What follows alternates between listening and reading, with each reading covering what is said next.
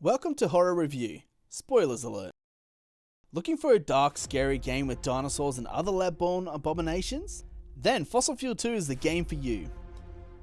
Whilst a short horror game in comparison to others like Dino Crisis or Turok, it was an absolute blast to play and stream this game. Story.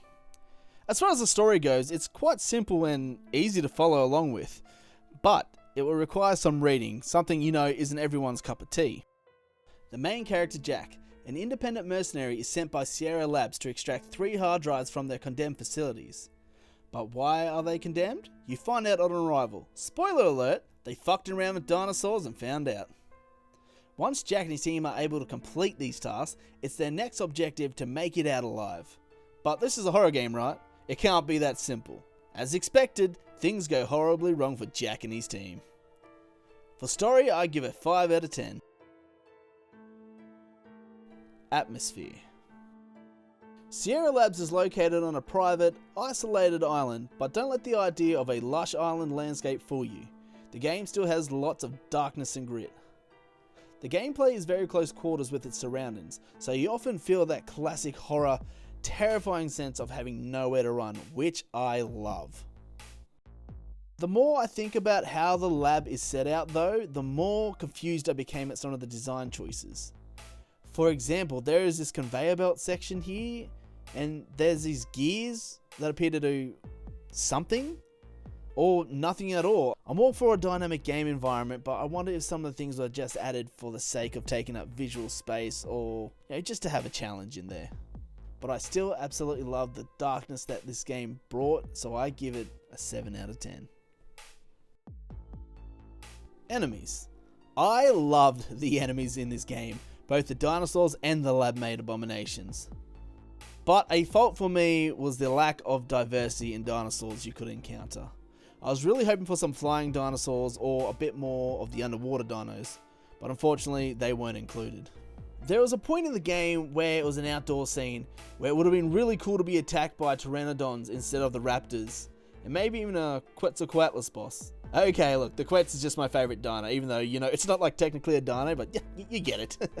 Oh, but this guy, the H-Rex, or the Goliath, I think they call him? My god, he was amazing, and he gave me constant fear throughout the entire game. But he was also annoying as fuck to deal with. And these things, the blights, man, they were creepy as hell. So for enemies, I give them a 9 out of 10. Suspense. Never knowing when a dinosaur or another kind of creature was around the corner, mixed with good atmospheric sounds, created a good level of suspense throughout the game. The use of the notes helped with this too, alongside with the only source of proper light being your flashlight. Of course, that dark and grotty environment that I had mentioned earlier added to this, particularly in this part of the game where I knew I was going into here. It was clear that something was going to come after me, and it did. And don't even get me started on the long grass. I loved that so much. It reminded me of the Jurassic Park, the second movie, and I was just in suspense the entire time because you knew something was going to jump out at you. So for suspense, I give a 9 out of 10. Jump scares. It wouldn't be a horror game without jump scares, and this game comes with a plethora. Whether you're walking down a hallway or in the long grass, the game dynamics always have you on edge, leaving you susceptible to an easy jump scare. Even when there wasn't a lot going on, this still got me. The jump scares also didn't feel unnecessary, which was nice. They were in good locations. And they weren't super cheesy, so I'm pretty happy with that because I hate cheesy jump scares. So for jump scares, I'm going to give it an 8 out of 10. Characters. Anyone that knows me knows that I'm a big fan of dinosaurs and horror storylines, but unfortunately, I think this was the weak point of the game. While some of the character animations and scenes weren't great in terms of quality, it did insert some humor into those intense moments. Jack never gets a moment in the light, even though he's the main character. No backstory, no personality shown, he doesn't even have dialogue throughout the game. This is fine for those more interested in just playing a game, but for me, I wanted to know more and for the story to build through each character. We had a character named Natalia who had a few lines, but you don't get to know much about them other than she works for a government and wants the hard drives. And there's also this guy. He's like your team leader, but like other than knowing that about him, that's it. No character development. I did, however, like Elon, the AI that controls the lab base. He constantly tries to kill you the entire time for being, well, not the doctor. Oh, I see you're not the doctor. In the end, the characters did feel quite bland though, and I was left craving more. So, 3 out of 10. Gameplay. Fossil Fuel 2 is a first-person horror shooter, one of my favourite genres. There is also a stealth element, which means you are able to sneak past enemies. At times there's a bit of platforming, and oh my goodness, I hate this guy, as well as a bit of puzzle solving. The game feels good to move around mostly, although I did really dislike the 180 turn feature. I don't think that was needed, and I found myself more than a few times accidentally doing it, which left me disorientated. I wasn't the biggest fan of the slow start to walking.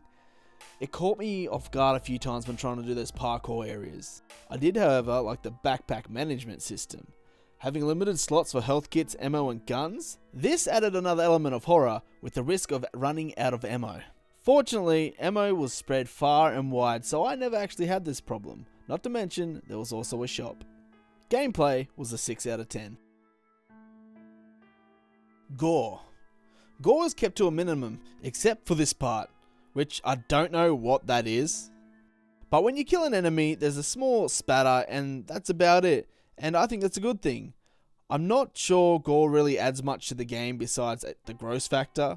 I don't think a game like this needs loads of gore anyway. We all understand what a dinosaur could do to a human, right?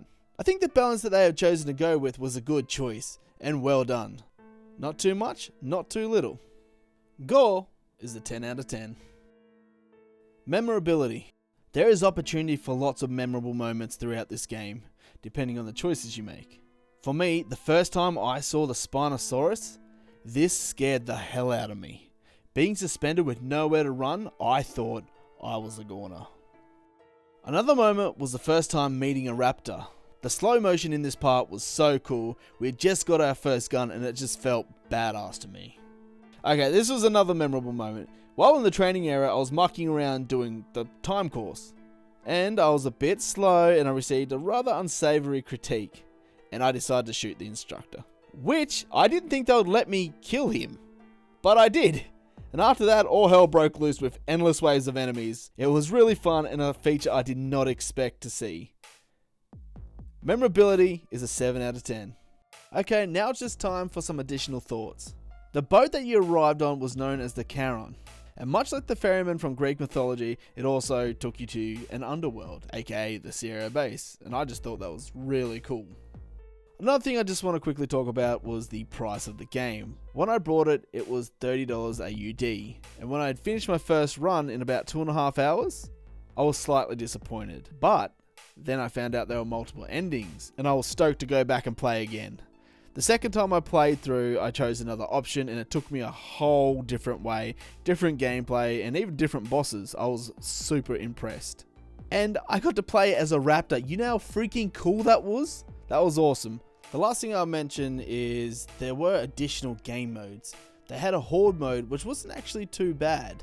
I didn't make it too far into it, but I did enjoy it. And then they kind of had this creative mode. They called it sandbox mode, where you could muck around, spawn anything in. I actually did have quite a lot of fun with that, blowing up T-Rexes and whatnot, and oh, it was so good. So for additional thoughts, I'm going to give 6 extra points. So with that done, I do just want to say Fossil Fuel kept me on the edge for the entire ride. I loved how scary it was, and I could not get enough, and I wish there was more. The game in total got a 7 out of 10.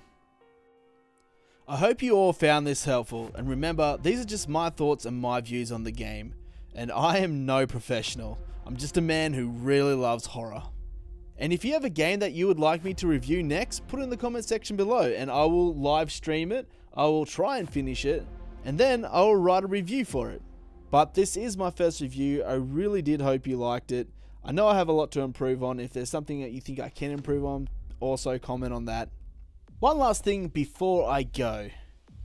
If you guys have played this game, I would love to hear your thoughts on it as well. So if you want to comment either your favorite part or what you like or didn't like about the game in the comments, I would love to read them. And hopefully I'll see you guys in the next one. Ciao.